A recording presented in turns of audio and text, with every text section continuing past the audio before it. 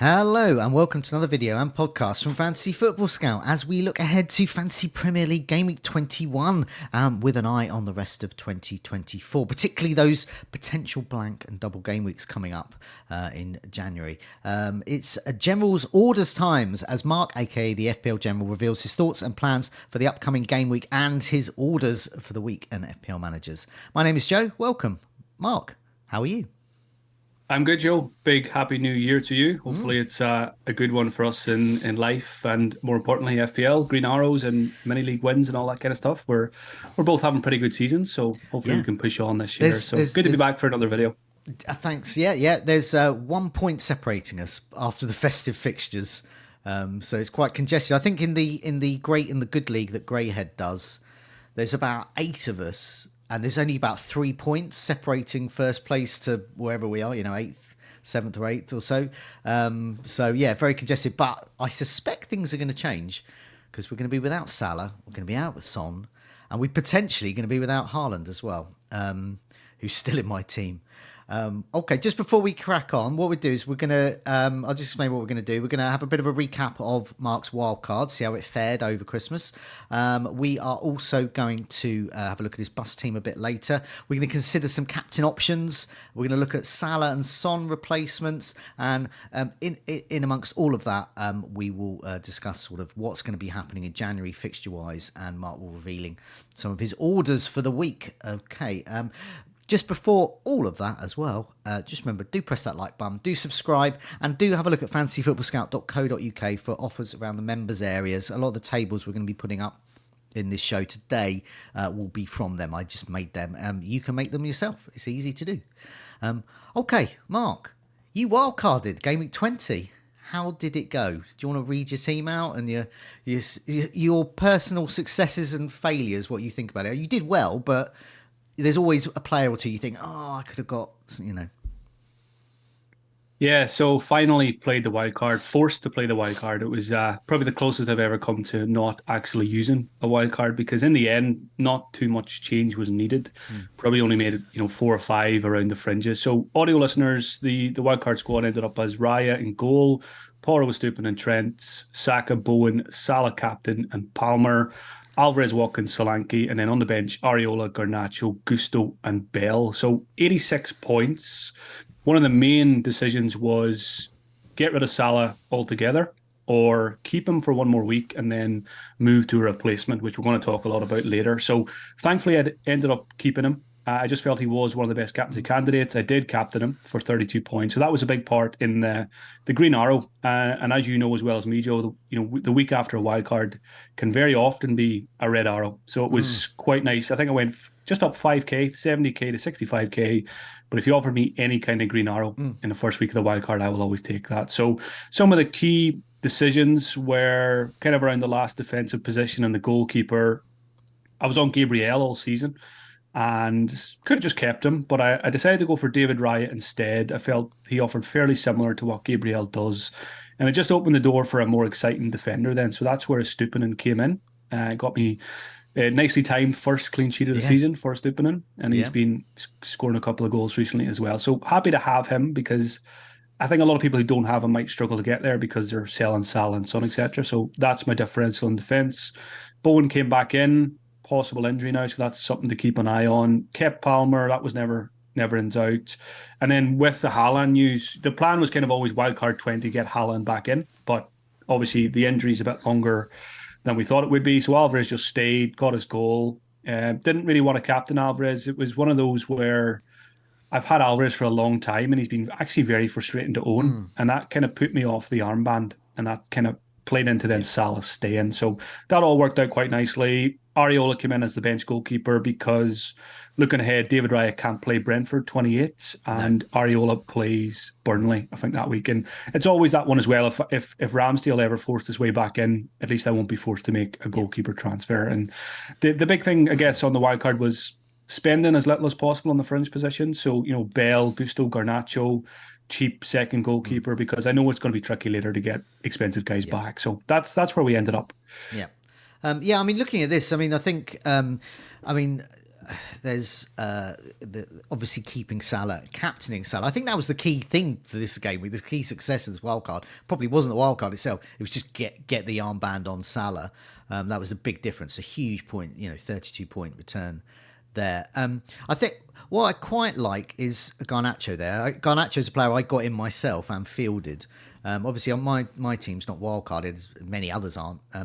So it's a bit weaker. So I had to field him. So I had to endure his 4 points. But it was nice. It was nice to get 4 points from him.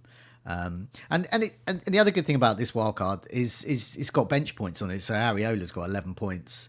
And although that may look frustrating, I look at that and think that's quite good. You've got a good player in that's not going to go down in price. You can field him. You can, it's a great deputy for Raya there. Arguably, he's even better than Raya in FPL terms at the moment. Yeah. And Garnacho, great. I think so if you're going 3-4-3 and want a really good first sub, or in my case, going 3-4-3 and just need to field a guy, Garnacho is I think probably top there. Elanga and Nottingham Forest I like as well, but it's just those fixtures. They're bottom of the fixture ticker, 21 to 27, according to Fantasy Football Scout season ticker. Whereas in contrast, Manchester United are pretty good. They got Tottenham up next, then Wolves and West Ham, Villa, Luton, Fulham up to 26, then City in 27. So there's a lot of potential for returns from Garnacho there. It was interesting you mentioned Elanga there as well. I was kind of pretty set. It was either Garnacho in a 3-4-3, or it was going to be like a Chris Wood or an Archer in a 3-5-2. And I was on pretty set in Garnacho all the way through the wildcard week, and then at the 23rd hour or the 11th hour, a friend of mine just sent me a text. He said, "Get looking at Elanga. I know you're looking at Garnacho, but he kind of planted the seed, and I did have a look, and it was pretty close between those two, and then it just came down to save the 0.3. I might need it later because my team value is pretty poor given that a wild card is so late. So just came down to money, and I do rate Elanga and Garnacho quite equally. So there's plenty of cheap options out there. Yeah, I mean, also, Estupiñán as a Brighton fan, but also seeing, so he come back within minutes. He scored. Then he got the clean sheet. The first clean sheet. You've actually got a Brighton clean sheet in your team, which is a first this season. And then in the FA Cup against Stoke, he unleashes yet another power goal, incredible goal.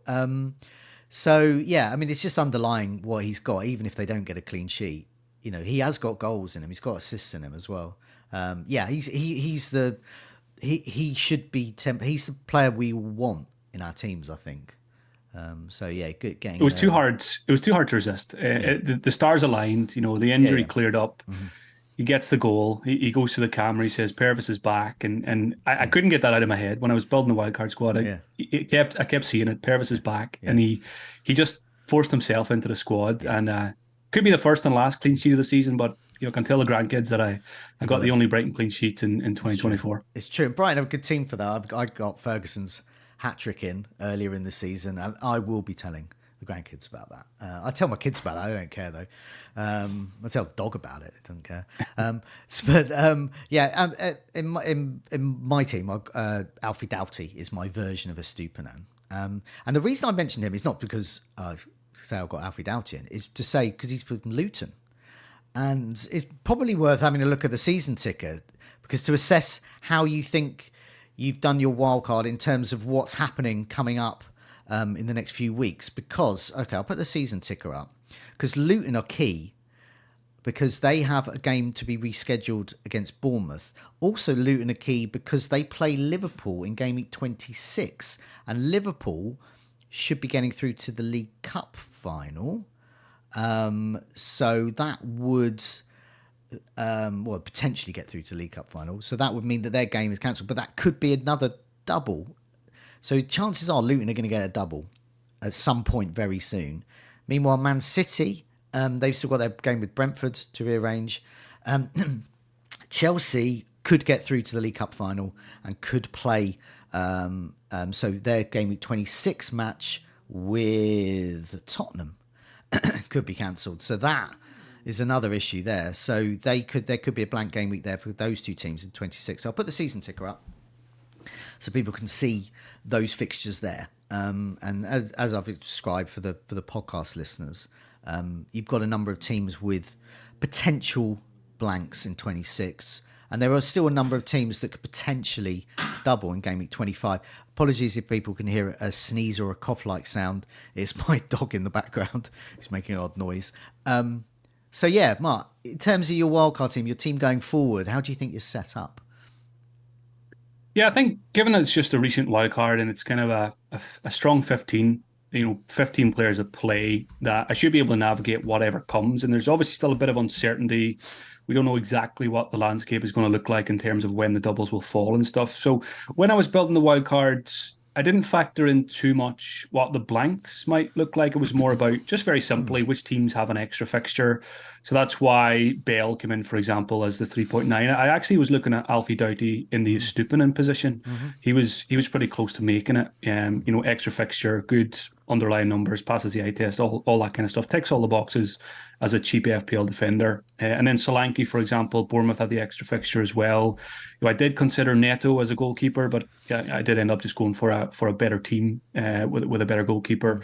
So yeah, that obviously was another reason to keep Solanke for a possible extra fixture as well. And there was a wild card draft where it was the all in on Manchester City, where I would have went Foden instead of Salah, and maybe an Ederson or a Kyle Walker. But I skipped the Walker Ederson one because I might want to go Foden, Alvarez, and Haaland if they have a double. I'm not set on going Alvarez to Haaland.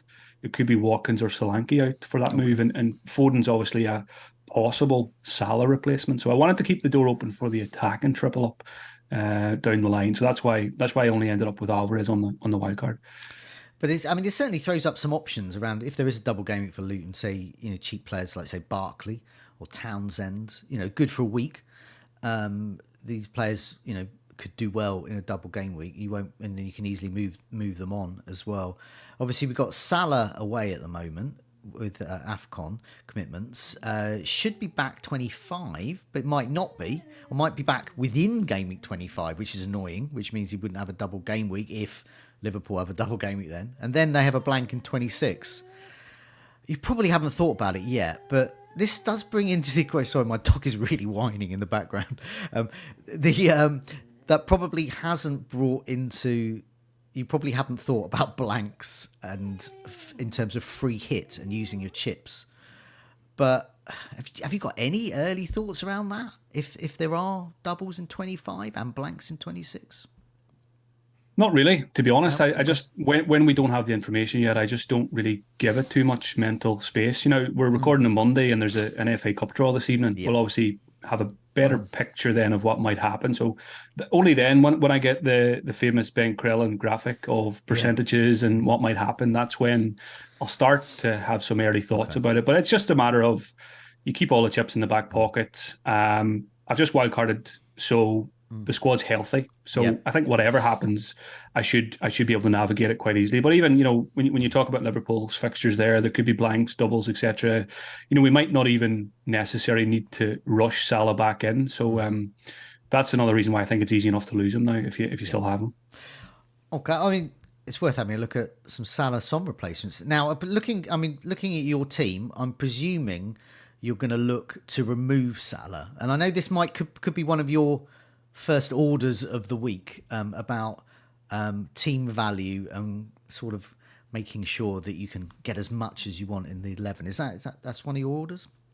Yeah, so order number one this week is, and I suppose it goes for the next couple of weeks, it's get your money on the pitch. The budget we have, get as much of it in your starting 11, because those who have Salah and Son and maybe a couple of other guys that are away might be tempted to maybe bench one or two of them. But I think when it is going to be 3 or 4 game weeks, possibly, I think they're too expensive to carry, especially Salah. And the way I think of it is, when you go into a game week, if I go into a game week against you, Joe, and if you don't have Salah or Son, your starting 11 is worth a lot more than mine if I'm carrying one of them on the bench. So I feel like I'm up against you already before a ball's even been kicked. So I think, given that it's going to be a couple of weeks, given that there's a lot of other good options out there, and we do have free transfers, we can always get players back. And even if it means a hit down the line, it's not a big issue for a player like a Son or a Salah. So yeah, order number one is get your money on the pitch. So basically what that means is sell Salah and Son. I think if you have them, maybe one this week, and one next week if you want to do it for free transfers, if you don't have two free available. Yeah, I mean, like you, I've only got one free transfer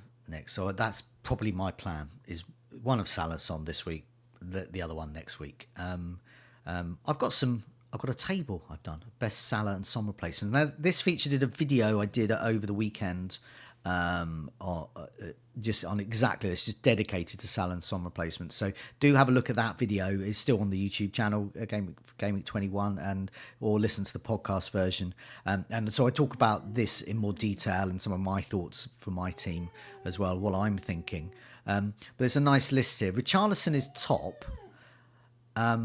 But I'm going to mention the second guy next. So I've sorted this by minutes per expected goal involvement, non-penalty, last 6 matches. Last 6 matches they have played. That's key. Not last 6 game weeks.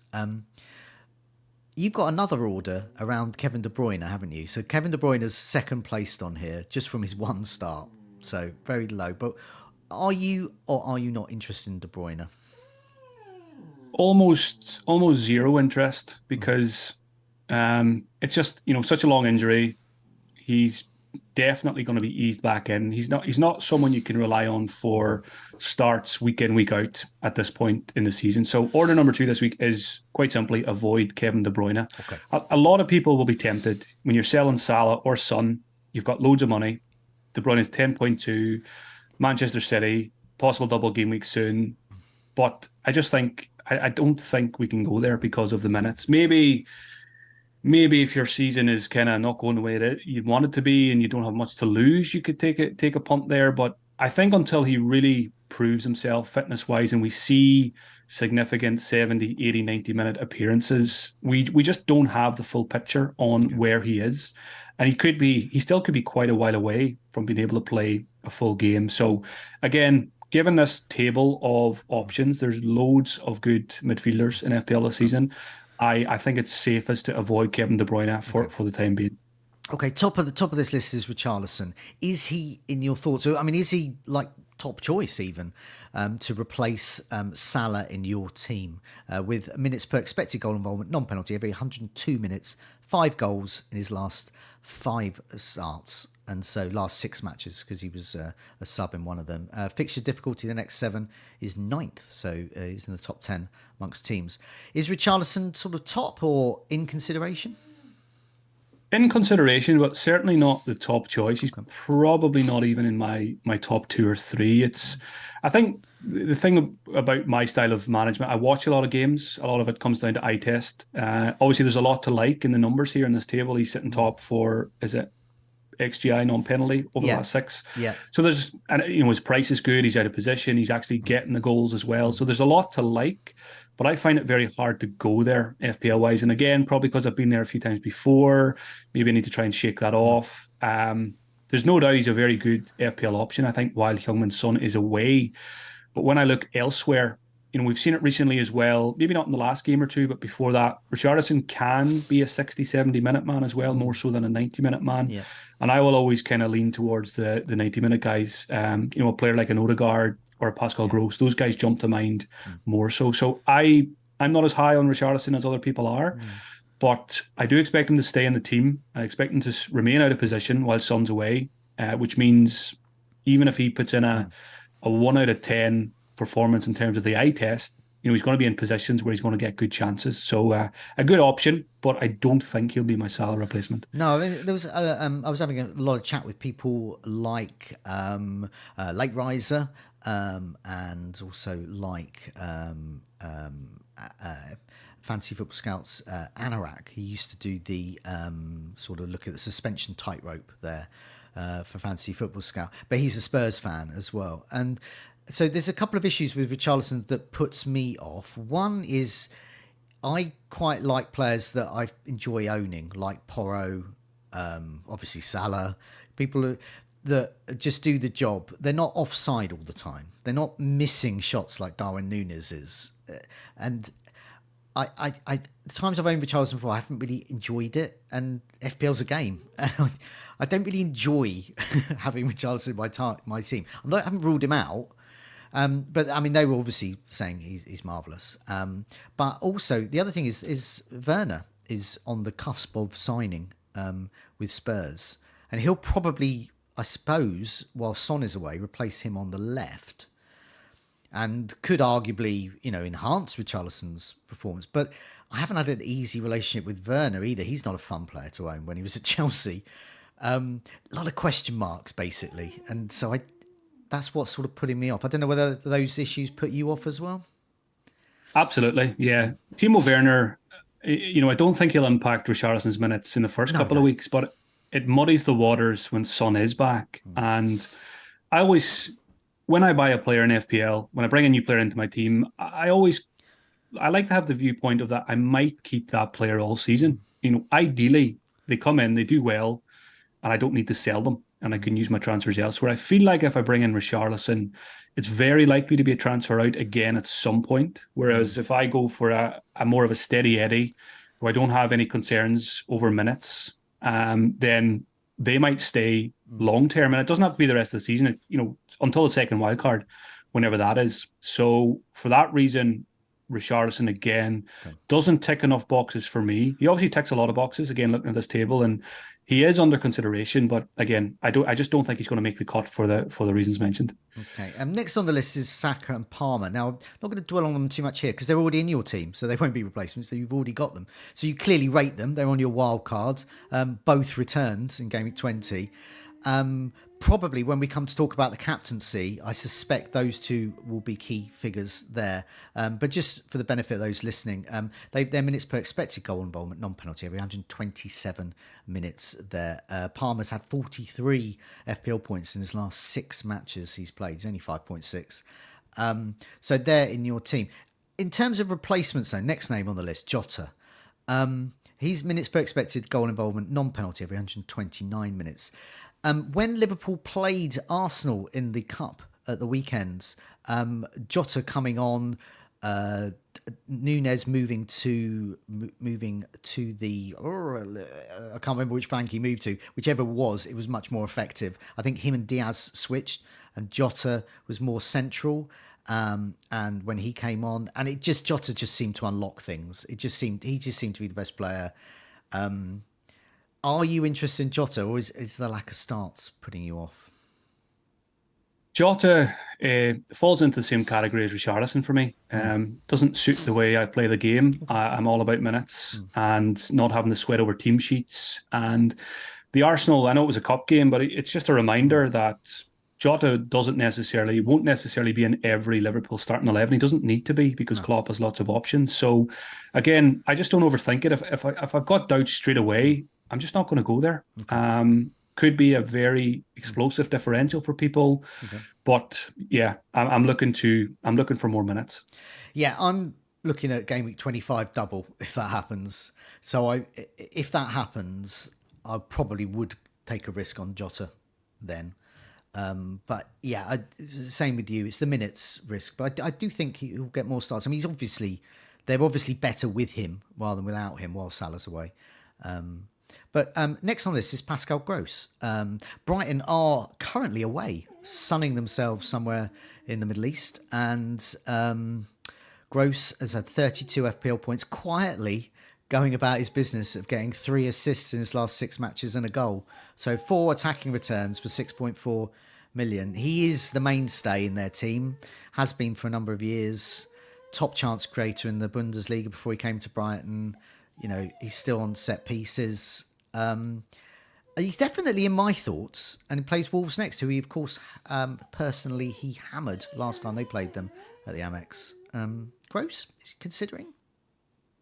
Yeah, more so in my thoughts than he has been at any point in this season. Obviously, Salah and Son free up a few midfield spots, so you're probably looking you're cashing it a little bit wider than you usually would. And again, a player, Pascal Gross, you don't really need to worry too much about his minutes. He's very safe, lots of routes to points, and it's the fixtures as well. I brought in a Stupinan for the fixtures, so that means Pascal Gross should definitely be in my thoughts when I'm looking to sell Salah. It's one of those where it's not very exciting.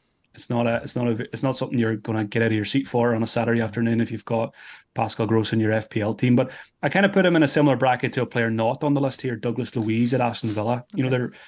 They've got lots of routes to points. They're very, very good FPL picks in their own right. But I always ask myself, are they in the top 4 or 5 FPL midfielders, and they rarely are in my mind because you've got more exciting guys. And just going back to Saka and Palmer as well, they're both in my team. But just for people watching or listening, if you don't have Saka and Palmer, and if you're losing Salah or Son, I think that's the first place you go. You get whichever one of those you don't have, just to get that out there. But yeah, Pascal Gross 6.4. But again, the thing is, you look at his price as well, and we probably shouldn't do this, but when he's only 6.4. And when you're selling a 13 million asset, you feel like, do you know what? Maybe I can get myself an 8 or 9 million asset. Not necessarily going to get me more points, but I think we naturally do that as FPL managers. So again, I really like Gross as an option. He's in consideration, but again, probably not going to make it. Yeah, I mean, going with price though. I mean, I always think, how much would I pay for them now? How much do I think they're worth? And Gross, yeah, he's 6.4 with 32 points. But the two that are, far and away the biggest points getters in this list is Richarlison and Palmer. Richarlison's only 0.5 more, and Palmer's about 1 million less, 0.8 less. So yeah, I do think. I mean, I would put Gross in my head as an 8 million midfielder. Palmer 8.5, 9 million even. Saka probably about right. And Richarlison he's a forward, and so he should be an 8.5 as well. 8. So that's how I think. I sort of mentally, that's how I look at them in terms of who I would bench and things like that. Garnacho's next on this. We've spoken about Garnacho. He's in your team. Top first sub. In my case, top fourth mid. Odegaard is next. You have Saka in your team. I don't know whether you saw the Arsenal-Liverpool game. It's a good indication of... I mean, Arsenal were mostly the better side for the first half, but Havertz was awful as an attacker, and their alternatives are Nketiah and Jesus, so they need perhaps an Ivan Toney.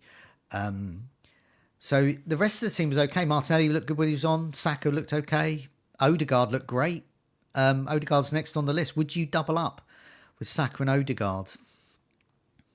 Yeah, I'm very interested in Odegaard. He's in my top 2 of possible Salah replacements. So when I put the wildcard together, I knew I'd be selling Salah this week, and it was Odegaard and Phil Foden were the 2 most likely replacements. So when it comes to Saka, already have him, and his ownership's already extremely high, and people selling Son and Salah, one of the first places they'll go is Saka if they don't already have him. So it feels like in many leagues, in overall rank, you don't gain much from Saka, whether he blanks or whether he gets a hat-trick. So I always like the idea of getting another piece of the attack in that case.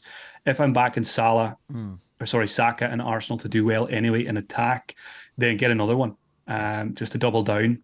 So Odegaard for that reason, and he ticks the boxes that some of the others don't.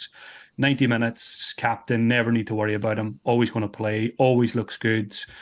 Probably should have a lot more FPL points this season than he has. He hasn't really converted his good performances into FPL points, but that can definitely come. And again, you go back to owning players that you enjoy watching or you enjoy owning, and Odegaard's just such a joy to watch as a footballer, and it's good to have him in the Premier League, and just something feels nice and cozy about buying him and owning him in FPL as well. So Odegaard's right up there. I was looking at some underlying numbers from the December period as well, and he came out quite well. He came out quite well in a lot of metrics, even better than Foden. But we know Foden's never going to absolutely smash the stats tables. He's very much, he scores brilliant goals and does things from difficult angles and all that kind of stuff. And Foden probably passes the eye test more so than Odegaard does. So it's an extremely close call. Yeah. I would say it's a 50-50 call at the moment for me between Odegaard and Foden. Okay, so just for the benefit of those listening on the podcast, can't see these figures up here, which, as I said, I'll discuss in much more detail on the Salah and Son replacements video on the YouTube channel.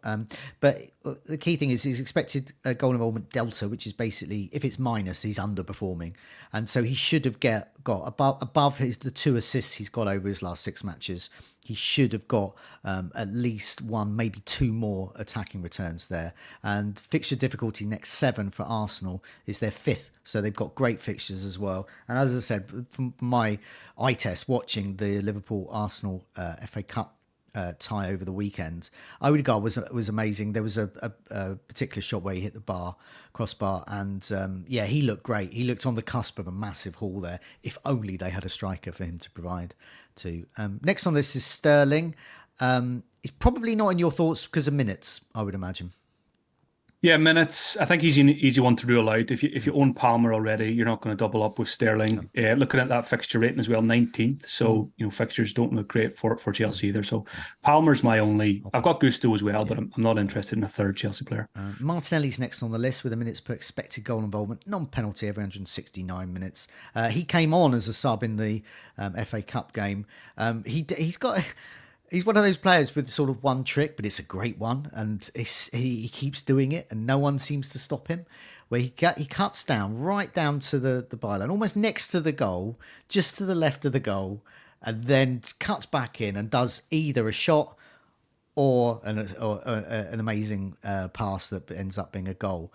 And he was doing that all the time. It didn't actually work out for him in that particular game, but he did get those. He kept doing it, and no one was stopping him. But a bit like Matoma does sometimes as well, and Trossard can do that as well. But yeah, I looked at that, and it's the same thing. Minutes, and it's minutes, and you want to double up on the Arsenal attack. Easy avoid because it's. I keep a close eye on the minutes for the 59th minute podcast, and he's always very, very close each week. He's very much this season between 60 and 70 a lot. So he's been having a very disappointing season. We know he's an extremely good player, very good in FPL last year, but hopefully he's back to that soon and throws his hat into the mix. But for now, minutes, Odegaard for me is above Martinelli. Okay. Bowen's next on the list, 100 minutes per expected goal involvement, non-penalty of 170 minutes. When he scored his goal, Paqueta was in the team and assisted him. Even before that, Bowen was probably my top choice to replace Salah because I've always every time I've owned Bowen, I've enjoyed it. He's great. If you see West Ham has scored, you're away from you look there, you think, Bowen, it'll be goal or an assist. He's always involved. Then Paqueta went off injured. Then he did nothing for the rest of the game. Then I remembered how he did nothing in the Brighton game. And then he got injured. And now, this morning, Moyes has come out and said the fatal words, wait and see. I'm going to wait and see. And how Moyes can wait and see for up to 6 months. Or a week. So I've got no idea whether Bowen's going to be fit for 21. And he's in your team already. So I might as well mention him. What would you do if Bowen... I suppose Garnacho is your first sub, isn't he? That's what he's there for. Yeah, that's the beauty of the wild card recently. It's not Marvelous Nakamba anymore. I don't need to rely on. It's someone like Garnacho. So yeah, if we got news that Bowen was going to miss out, I would probably just stick to the plan, sell Salah, get my Salah replacement, and then if it's long term, deal with Bowen later. But looking at it and by the sounds of it, I'm hopeful that he might be okay. We probably will go in blind. We probably won't get a press conference from Moyes. So just got to hope for the best, and hopefully most people have a decent sub if required. But on current information, I don't think he's a sell because if he does play, good fixture. So you keep and you hope for the best. And the next two on the list, the final two, is I'll lump them together. Grealish and Foden, very similar minutes per expected goal involvement, non-penalty. Obviously their fixtures it's Man City, so fixtures are relevant, but they're 8th in the fixture ticker over the next 7 game weeks. You've already said that Foden is between Foden and Odegaard for you, so Grealish is probably not in the reckoning, I would imagine. I'm going to say now, because of the Bowen news and the uncertainty there, my choice, I have a similar choice of 2. Your case is Odegaard, Foden. My case is Gross and Foden. And I think Foden might get it, especially with the potential double game week coming up. And various other things, I think that even with De Bruyne back, Foden will play. I just think Foden is liked at the moment. And when Pep likes Foden, he plays him all the time, never drops him. And then as soon as he doesn't like him, he's done something naughty, he never plays him. At the moment, I think Foden must surely get it from me. But yeah, Foden. I mean, you mentioned Odegaard. Foden's your next top choice to play Salah.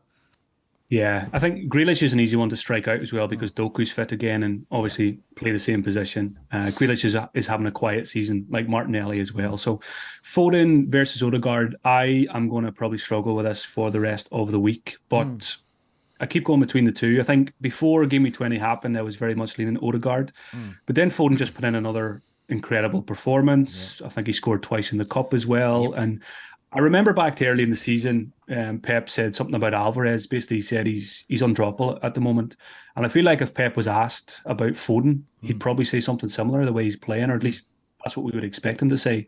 Of course, we never know what's going on inside that head of Pep's, but Foden is playing as well as he ever has done. He's playing centrally. He's Mm. saying himself about how much he's enjoying that, talking about scoring more goals, more assists, and all that kind of stuff. So I think the sensible choice is probably Foden here, even Mm. though the back of my mind and all of my previous years of FPL say, oh, be careful, there's minutes, there's De Bruyne. Mm. But I said earlier, one of the rules is avoid De Bruyne. Yeah. So if that's one of my rules, that's saying Foden's absolutely fine for the long term. Mm.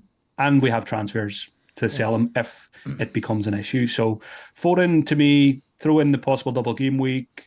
Maybe he will fight off Odegaard for that Salah replacement. Yeah, I mean, I agree. I mean, just sensible. It's that double game week that gets that I'm thinking about. This is a rare season. Man City usually get to the League Cup final. So that I'm used to Man City blanking in 26, whenever it is, and suddenly they're not. They're available. I mean, and looking at the fixtures, not only in 25 could they have a double game week, but Man City in 26 away to Bournemouth, great fixture. So 25 they could have a double with Chelsea and Brentford, which is another, a solid set of fixtures for them. Yeah, that's what's persuading me at the moment. I think just that sort of longer term planning. See, before we move away from these midfielders, Joe, just a question to you, because I'm sure a lot of viewers have the same scenario. If you own Salah and Son, which one do you sell, or does it matter that much? Which one do you sell first, that is? It all depends on the rest of your team because Haaland is potentially back in 21. Likely he'll start in 22 and he'll get minutes in 21 if at all. That's the likelihood. So essentially, if you've got Haaland, don't have to worry about it. If you haven't got Haaland, you need to work out how you're going to get to him. So in which case, selling Salah would make sense because you can get a better midfielder. It all depends. If you've already got most of the more expensive names we've already mentioned, you might want to go down to get a Garnacho, in which case you might better use Son. But I suppose the essence is the money. And so in my case, I don't have Alexander-Arnold. And I don't really have a space for him at the moment. But by selling Salah, it gives me the option to get Alexander-Arnold. If I sell Son to Foden, I can't get Alexander-Arnold the following week. But the next week, 22, I could do if I sell Salah, because I'll end up with something like 10 million in the bank. And that's the very long way of saying it's all about the money. And it's all about who else you want to get. It's not the midfielder you want to get. It's who else you want to get elsewhere in your team and how expensive are they.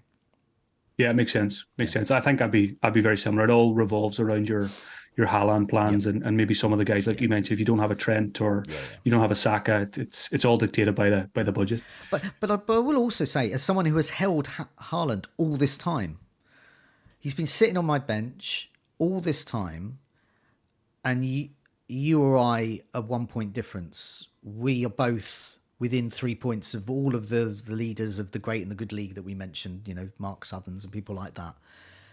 And lots have got rid of Haaland, yourself. I've kept him. So if you kept Salah all this time and wait for him to come back in 25, you might actually do okay because there's a lot of cheap players. If you haven't got Palmer, you can easily have Palmer. You don't need the money as such. Garnacho and Palmer field them every week. They could end up being the top scorers over this spell. So it's not cut and dry, but I think in my case, I think I've paid my dues in having an expensive bench with Haaland on it. I don't want to go through it all again. Okay, let's have a look at captains as well. So we'll look at your bus team in a sec, but we'll look at the best captains. I've got the fixtures up on the screen for Gameweek 21.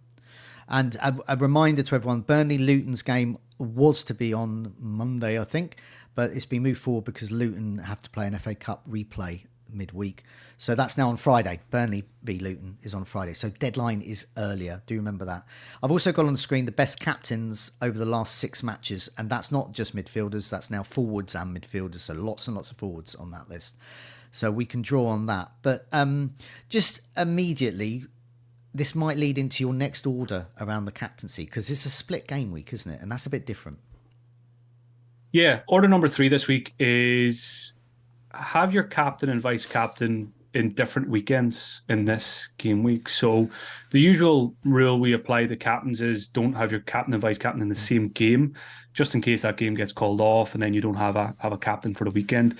Given that it's quite a unique one this game week, I think it just makes sense to have a captain and a vice captain in different weekends, because I remember very clearly last season I wildcarded into the week where the Queen passed away. So things can happen. Unforeseen things can happen, and we can lose a whole game week or a whole weekend of fixtures. So let's say something happens and we lose the second chunk of fixtures. You don't want your captain and vice captain in that same weekend. So I think it's just a pretty straightforward one.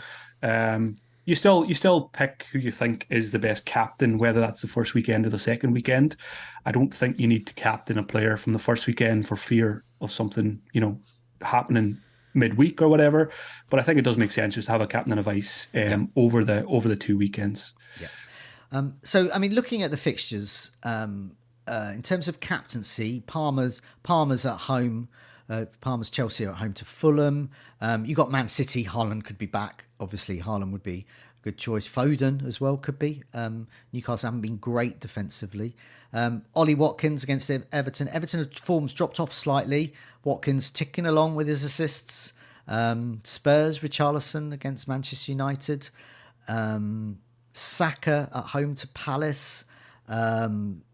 There's Liverpool options against Bournemouth, and indeed Solanke against Liverpool, and then Pascal Gross against Wolves is an option. Ivan Toney is going to be returning. He has been, training away. He scored a hat-trick, I think it was, or a brace in a behind doors game against Nottingham Forest. What I'm getting at is there's lots of options there, and I've got their stats which we can draw on as well on the screen. But who's it between at the moment for you? Who do you think is actually the best captain? That might not be in your side. Captaincy very tricky this week. I think I'm between Palmer at home to Fulham or Saka at home to Crystal Palace. They're my kind of captains, no minute concerns, penalty takers, although we don't know if Saka would actually take it or he'd be generous. Off the back of an 18-pointer, it's very tempting to go for Cole Palmer, and I do really like the Fulham fixture. Do I trust Chelsea? That's the issue, though. Again, you could say the same about Arsenal at the moment. They're not scoring too many goals. So the best captain could be Haaland if we get news. If there was a team leak on Friday, which is unlikely, we were more likely to get it when the deadline was Saturday. But now that the deadline's Friday, it's less likely. But if there was a leak that said Haaland starts against Newcastle, then maybe I would rip up my plans. And maybe I would take a -4. If I decided that he was the best captain for the weekend, I would probably, lose Salah and a forward in a -4 to captain Haaland, but that is unlikely to happen. Yeah. So it's going to be, I think, Palmer versus Saka for me. I do think Ivan Toney's one of the best captains this week. Yeah, I think he starts. I like the fixture. When I was wildcarding, I was listening to a lot of content, and I always keep an eye on what the analytics crowd are doing, and I think a lot of them went for Toney on their benches, which raised my eyebrows. But then when you look at this week, they've got a differential forward, possibly a very strong differential captain. So it'll be interesting to see if any of them go that far and place the armband on him. I know if I had him, I'd be very tempted, because when in FPL do you get a captain with a good fixture who takes penalties, who very few people will own?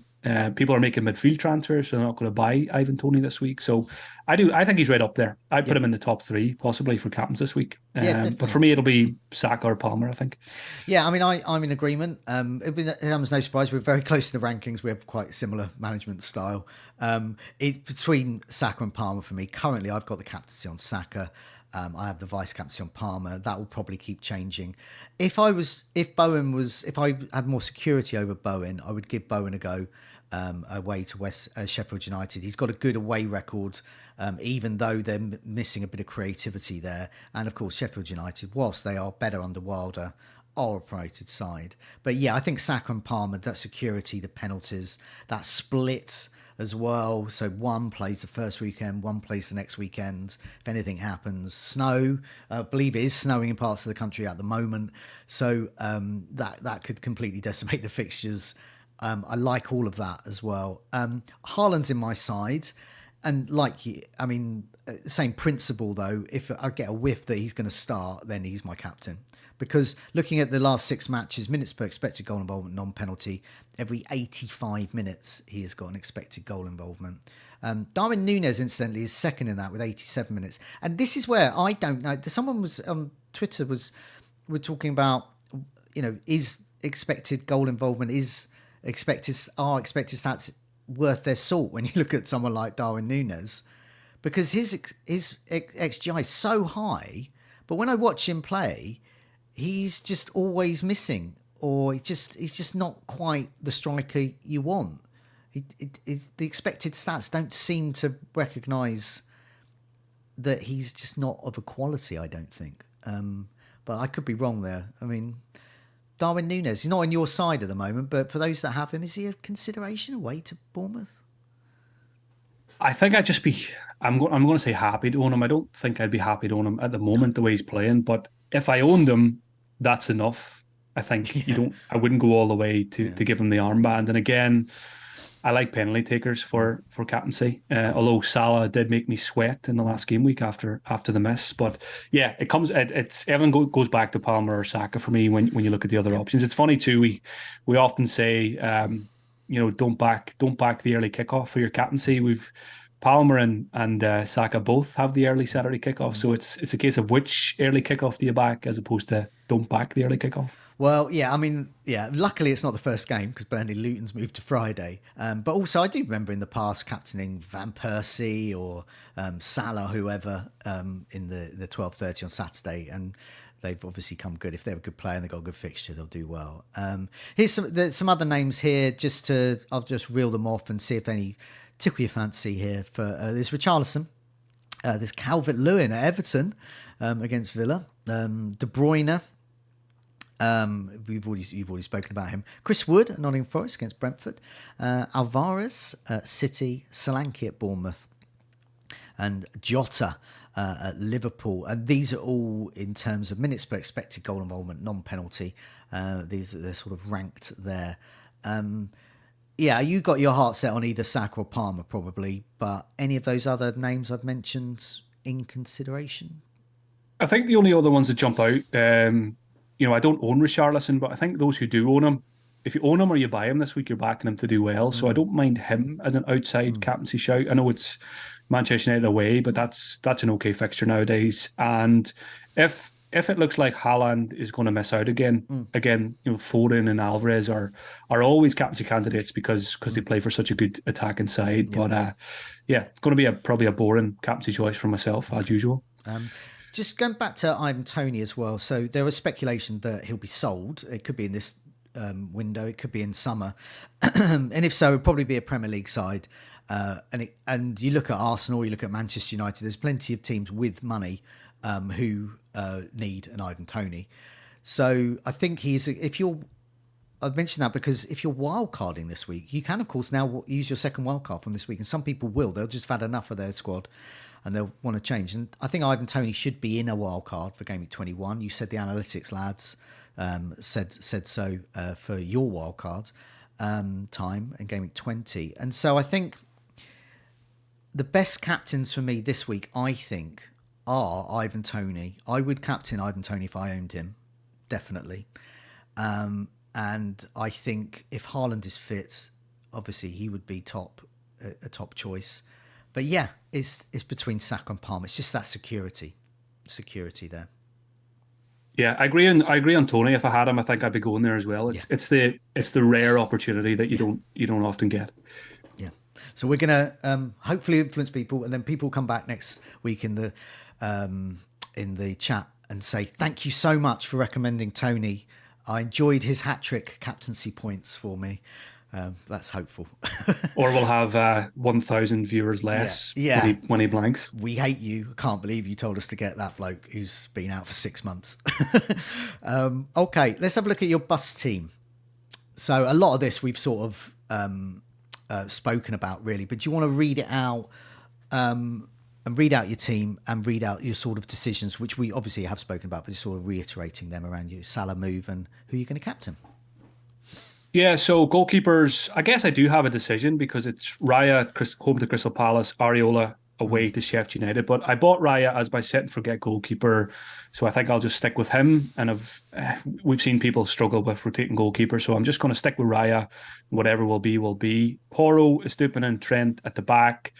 Saka probably will get the armband over Palmer, I think. Bowen will stay, and Garnacho can sub in for him if needed.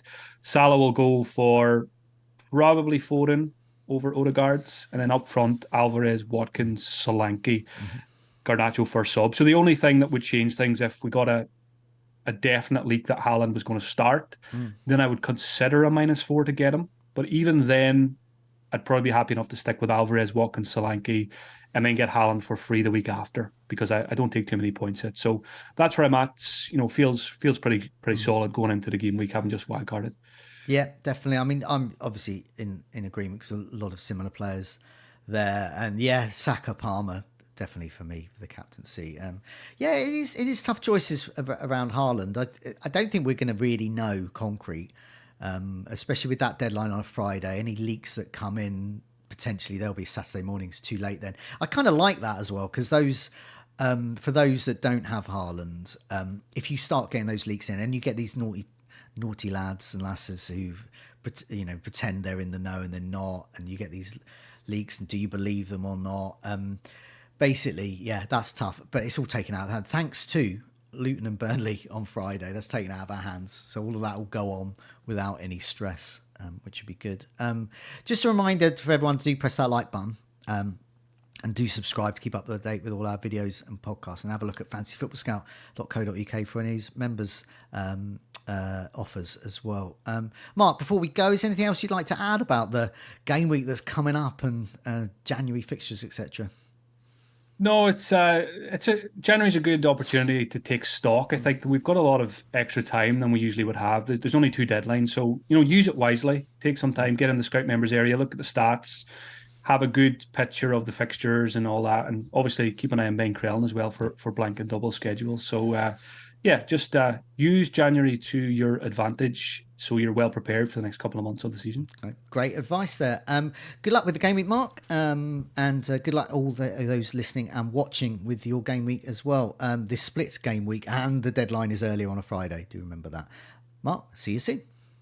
Bye-bye.